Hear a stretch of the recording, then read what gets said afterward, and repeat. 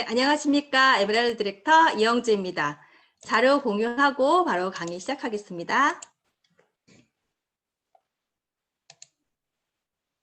공유되었나요? 네.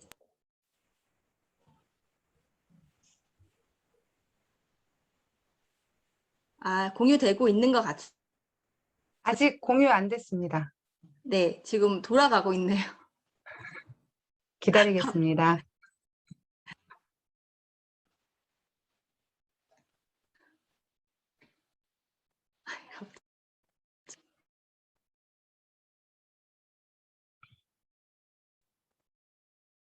네, 천천히 해주셔도 됩니다. 오늘 댓글창에 강의 너무 기대된다고 댓글이 많이 올라오고 있어요. 천천히 공유해 주세요. 네, 갑자기 제가 나갔다 왔네요. 네. 네, 공유되었을까요? 네, 됐습니다. 네, 감사합니다. 네, 다시 말씀드릴게요. 네, 방금 소개받은 에메랄드 디렉터 이영주입니다.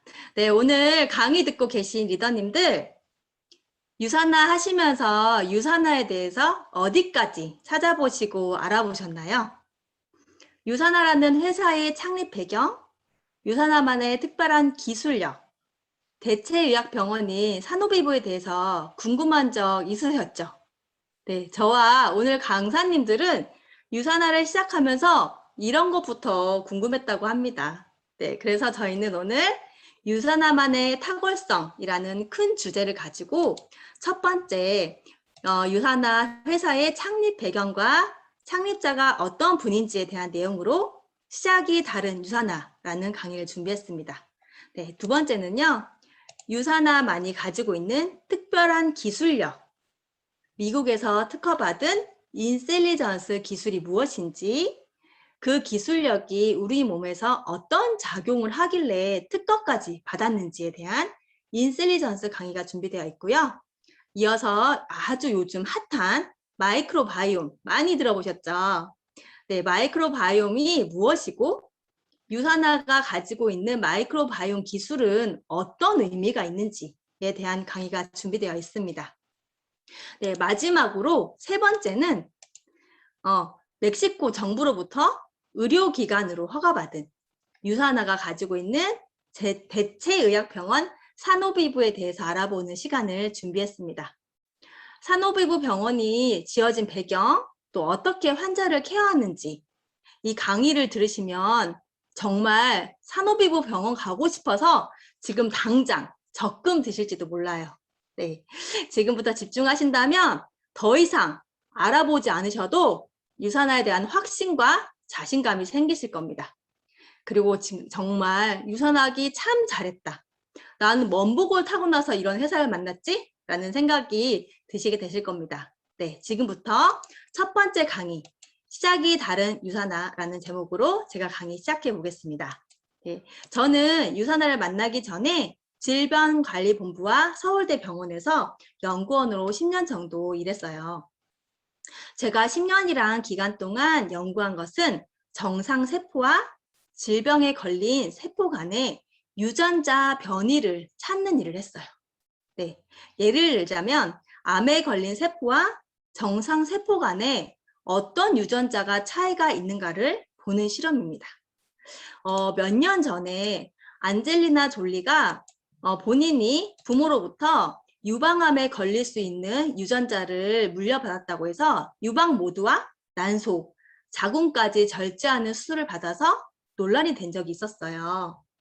바로 그런 질병에 관련된 유전자를 찾는 일을 했어요. 그러다 보니 저는 정상세포, 암세포를 배양하는 일을 많이 했는데요. 그러던 그런 연구 중에 저는 결혼을 하게 되었고 아이를 낳게 되면서 저의 아이 건강에 관심을 쏟게 됩니다. 제가 직접 세포를 배양해 보았기 때문에 저는 저희 아이에게 아무거나 적당히 그렇게 먹일 수가 없었어요. 세포를 키우듯이 아이를 키운 거죠. 음식으론 세포 단위에서 균형 잡힌 영양을 채우기에는 부족하다는 생각으로 아이 영양제를 찾던 중에 유산화를 알게 됩니다. 우리 귀한 딸 먹일 건데 영양제 성분과 회사에 대해서 서치해 보던 중에 저는 참 신기하게 회사의 창립자 정보가 눈에 들어왔어요. 마이런 렌츠 박사님에 관련된 정보였는데요. 이분은 그냥 기업가가 아니었어요.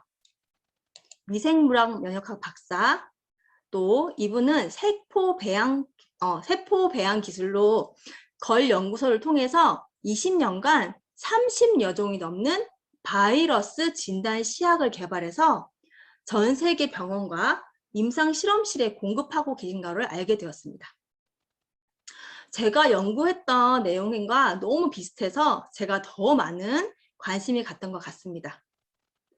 박사님이 개발한 진단 시약은 바이러스 질병에 대한 진단 시약이었어요. 바이러스 진단 키트. 요즘 코로나 바이러스로 많이 익숙해진 단어죠. 네, 코로나 바이러스에 감염이 되었는지 안 되었는지 진단해보는 우리 검사하잖아요. 그럼 바이러스 감염 여부를 알아볼 수 있는 그런 바이러스 진단 시약을 1970년대에 30여 종을 개발하셨다는 거예요. 바이러스 진단 시약을 개발하신 분이 왜 세포 배양 전문가일까? 네, 궁금하시죠? 왜냐하면 바이러스는 스스로 자라지 못하고 숙주인 세포에 기생해서 자라야만 해요. 그래서 바이러스 연구를 하기 위해서는 수많은 세포를 배양해야 합니다. 네, 지금 이 시대에도 세포 배양하는 일은 쉬운 일은 아니거든요. 네, 이런 사진 기사에서 아마 많이 보셨을 거예요. 뉴스에서 요즘 아주 많이 보고 있죠.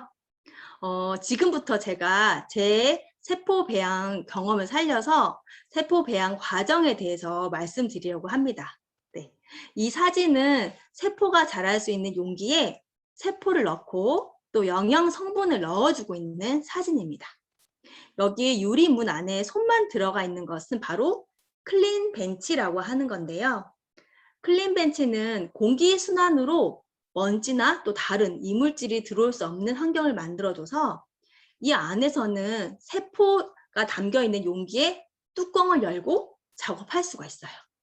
바깥에서는 절대 세포 용기에 뚜껑을 열면 안 되거든요. 근데 이 안에서는 열 수 있어요. 그럼 이렇게 근데 이 과정에서 잘못하면은 다른 세균이나 곰팡이가 오염이 되어서 세포가 다 죽어버리게 돼요. 그럼 실험에 적합한 세포를 다시 키워야 하기 때문에 아주 신경이 많이 쓰이는 작업입니다. 여기 안에 모든 기구들을 보면요. 모두 멸균된 상태에서 진행이 됩니다.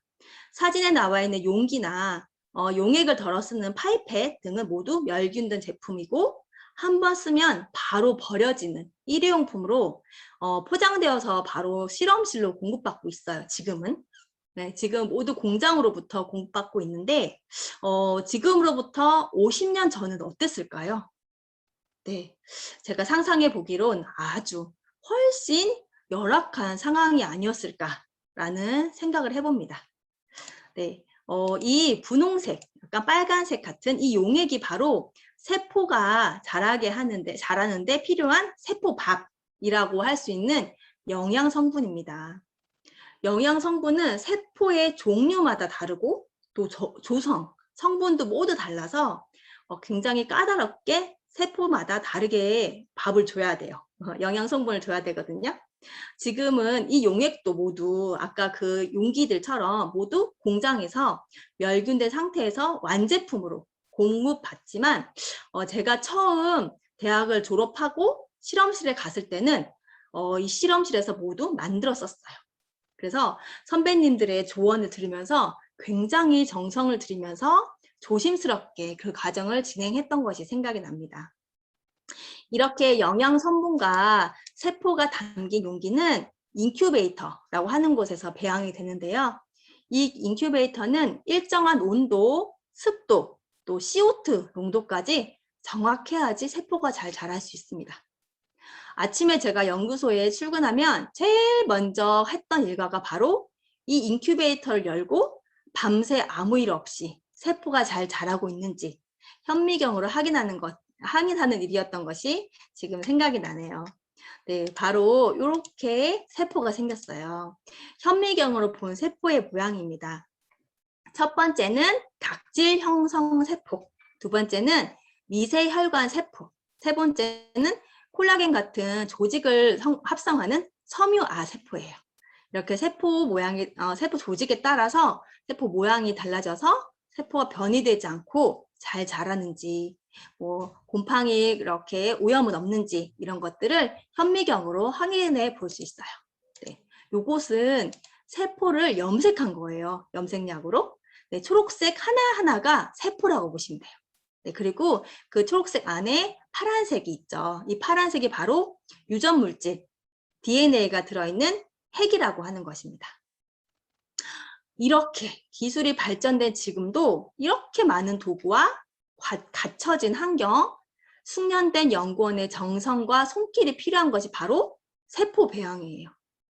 그런데 지금으로부터 50년 전에 세포 배양 기술로 바이러스 진단 시약까지 개발했고 그것을 병원에 공급하실 정도라면 세포 배양에 굉장한 기술력과 노하우를 가지고 있는 분이구나 라는 생각을 했습니다. 그런 기술력과 노하우를 가진 분이기에 우리 몸의 가장 기본 단위인 세포 과학에 대해서 또 세포 영양에 대해서 전문가구나라는 것을 제가 인정할 수밖에 없었습니다. 세포는 우리가 알지 못하는 잠재력이 있어요. 바로 스스로 자생하는 능력이거든요. 우리 몸에 상처가 났을 때 연고를 바르지 않아도 또 어떤 치료를 하지 않아도 세포가 재생되고 상처가 났죠. 근데 그것은 어린 아이일수록 영양 성분이 충분할수록 더 잘 재생되죠. 네. 그런 것처럼 영양 성분을 잘 채워주면 우리 세포는 죽고 태어나기를 반복하면서 건강한 세포, 또 최고의 모습으로 다시 태어나는 것입니다. 영양제 먹고 질병이 나았다. 우리가 이런 표현 쓰면 안 되는 표현이죠. 네. 하지만 유산화 영양제를 드시고 건강을 찾으신 분 진짜 많이 만날 수 있죠. 바로 세포에서 건강을 왕성하게 하는 힘, 최고의 모습을 갖추게 하는 잠재력이 있기 때문에 이런 일들을 우리 가까이에서 아주 많이 볼 수 있는 것입니다. 그럼 어떤 영양 성분을 채워줬을 때 이런 세포의 힘이 커질까요? 네, 특별한 것이 아닙니다. 바로 필수 영양소인 탄수화물, 단백질, 지방, 비타민, 미네랄입니다. 네, 너무 뻔해서 아이 이렇게 생각이 드시죠? 그런데 이것이 바로 필수 영양소예요. 제가 실험실에서 연구할 때도 이런 영양소를 골고루 균형 잡히게 세포에 공급해 주었을 때 실험에 적합한 세포로 자라 주었습니다. 마이로 런츠 박사님은 세포가 최적의 기능을 하기 위해서 올바른 또 균형 잡힌 영양이 얼마나 중요한지를 잘 알고 있는 분이었기에 세포를 실험하기 시작했고 그 결과를 통해 최고의 영양제를 개발했고 그렇게 유산화가 창립되었습니다. 네. 마이로 런츠 박사님뿐 아니라요. 85명의 과학자들이 유산화의 연구진으로 계십니다. 이분들은 모두 본인의 인생을 걸고 세포, 영양에 대해서 연구하시는 분들이죠. 한 분 한 분 업적을 봐도 어디 내놔도 부족하지 않을 정도로 정말 대단한 분들이 모이셨어요. 우리가 많은 분들을 만날 때 유산화 영양제에 대해서 말씀드리면 이런 분 계세요. 기사에선 그렇게 얘기하지 않던데요? 블로그에선 이렇게 얘기하던데요? 하시는 분 계시죠? 네, 전 그럴 때 이렇게 얘기합니다. 기자가 세포에 대해서 잘할까요? 아니면 인생을 바쳐서 한평생 연구하신 분이 더 잘할까요? 네, 블로거가 영양에 대해서 잘할까요? 세계적인 유명한 특허를 출원하신 과학자가 더 잘할까요? 정답은 정해져 있습니다. 네, 마지막으로 여기 중요한 사실이 있어요. 유산화를 소개합니다라는 회사 자료에 나와 있는 내용인데요. 여기 작은 글씨를 제가 읽어드릴게요. 유산화의 개별 성분 효능은 영양 섭취 기준을 토대로 한 것이 아니라 만성적인 퇴행성 질환의 위험을 줄이기 위해 밝혀진 섭취량을 기준으로 하고 있기 때문에 믿고 사용하실 수 있습니다. 라고 적혀 있어요. 네. 유산화는 아는 만큼 보입니다. 지금 이 시간을 통해 알게 되신 유산화만이 가지고 있는 영양, 과학, 기술력을 믿고 자신감 있게 유산화를 전달해 보십시오. 네. 다음으로는 두 번째 인셀리전스 기술과 마이크로바이옴에 대해서 알아보는 시간 준비되어 있으니 계속 집중해 주세요. 이상입니다.